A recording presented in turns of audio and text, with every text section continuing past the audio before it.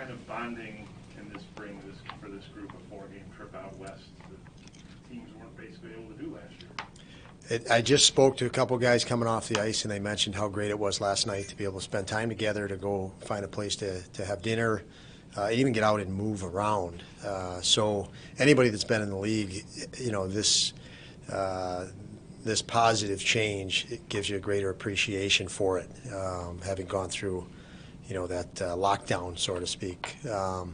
So it's neat. I know for us, we went out as coaches and we couldn't do that last year, so it was even nice and very nice for us. Yeah, what did you miss? Like, was there anything in particular last year that you really missed doing? Yeah, it is nice. What happens, you fly into town and you go find a spot to have dinner with your staff, and the players do the same, and that's nice. I mean, it's casual conversation, it's fun, with protocols last season we weren't able to do that, players or coaches. So. It's just the simple things, I guess, in life that you enjoy, the camaraderie, and not being able to do those things. You felt like you're only in a professional environment all the time. You feel differently, and then when it opens up, again, you feel differently that way. And it's more relaxed, and I think we talk about building and team building. You can do that. You walk in a building like this or the hotels, it feels more tense. It feels like there's a natural tension there because you're at work, it feels like.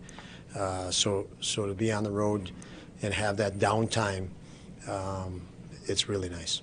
You mentioned the coaches. Marty Wilford spent some time here. Dale Deacons had a lot of good things to say about him.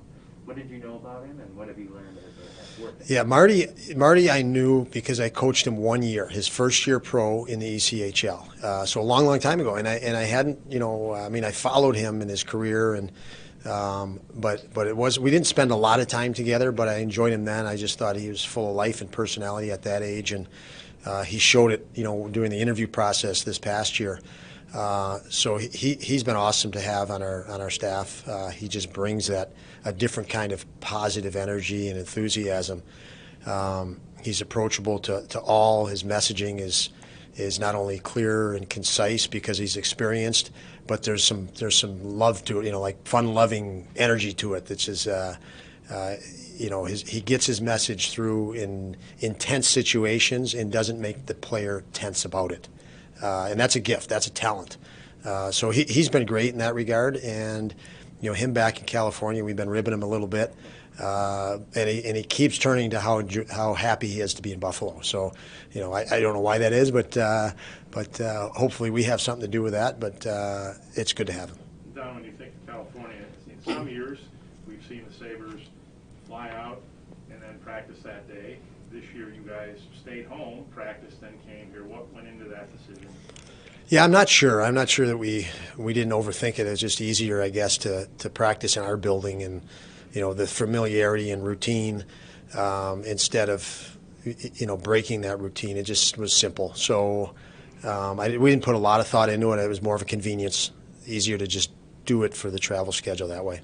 And Cody being on the ice today shows what he's been saying, the progression that you're confident we're going to see him. I was happily surprised with Cody today. He looked way better. I mean, I didn't go in with much expectation. I thought he would stay out of anything close to contact situation, and he wouldn't. He just jumped right in.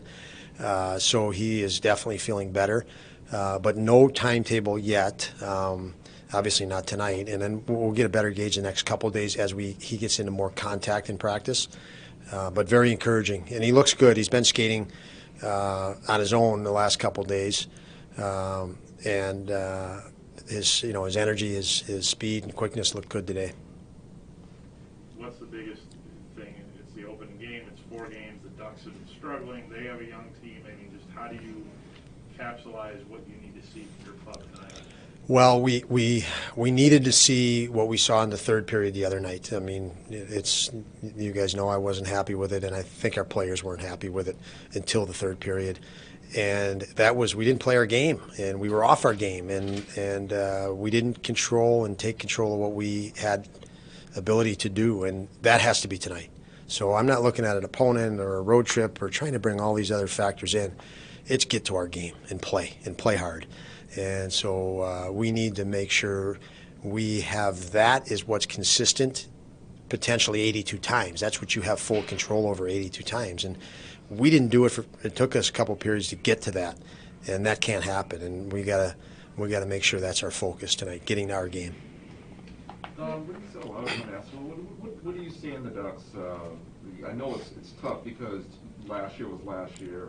Didn't really have any, knowledge of teams that you really didn't see. But they're sort of in a similar state where, like you guys, were trying to build something.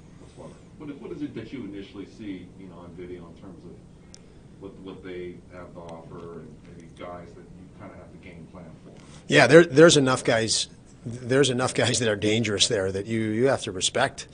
Like I said, if we don't get to our game and play our game, we're going to be chasing it, because they are more than competent, and so, they have a lot of young skill. They have some, veteran experience in different spots, forward, D. So it's a really good combination. It can be a very effective combination, obviously, and we have a lot of respect for that. I can tell you, rolling through the video and the clips that we put together, I've said it, you haven't been with us, but there's not a team in this league that you dare disrespect, because you will be in a heap of hurt if you do, and this is no different. There's plenty there that can preoccupy us as you watch film, and then you get to the point where the other side of it is playing your own game too. Okay, we got 2 on Zoom really quick. Go ahead, Chris. Hi, John. John Hayden seemed to have his best game the other day. Very aggressive and physical. Just what went into it? Could you kind of see him building toward that? Just having missed the first week or so. Yeah, he did. He did have a great game the other night. He was a physical presence. He used his size, strength, and impacted things. So I think natural progression. He missed a couple games. A little more challenging to get into a rhythm. Obviously, you're playing against pretty damn good teams that don't want you in a rhythm. But he's pushed hard. He practices hard. So it was no surprise to those of us that see him every day. He puts the work in, and it just was nice to see him. And he impacts the game differently than lots of other guys on our roster.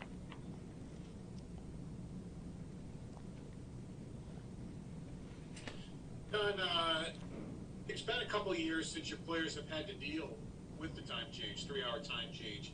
Is it a big deal, and what are the kind of things they have to do to adapt to it? And number 2 is Anderson goal today. Yeah, your first question there, I won't have answers for you till tonight. If it's a big deal or not, we hope it's not a big deal. But I don't feel we haven't prepared for it, and we'll deal. I don't think that's going to be the issue. I guess is the big thing. That would be an excuse, is what it would be in my mind, Paul. Secondly, Anderson is in net. He had obviously a good game the other day, and he's ready to go. So he is in net.